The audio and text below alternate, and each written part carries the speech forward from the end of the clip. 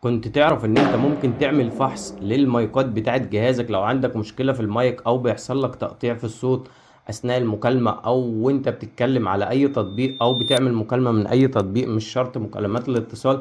تعال اما نشوف ازاي هنحلها مع بعض. هنضغط نجمة شباك 0 2 8 3 شباك، هيظهر معاك الخاصية اللي فتحت قدامك دي، الخواص دي. ودي معناها لو ضغطت عليها هنا هتعمل اختبار للمايك، هتتكلم وهتسمع الصوت من السماعة الداخلية دي بس لوحدها. اما لو جيت على هنا بقى هتعمل اختبار للمايك التاني زي ما حضرتك سامع بالظبط. انا كده بختبر المايك، وبكده اكون انا عرفت ان المايك شغال او مش شغال. والمايك لو هو شغال بالطريقة اللي قدامك دي المايك اللي هو بيشتغل مع مكبر الصوت، اما ده المايك التاني اللي من خلاله بتسمع من هنا. دي خاصية بتعمل اختبار.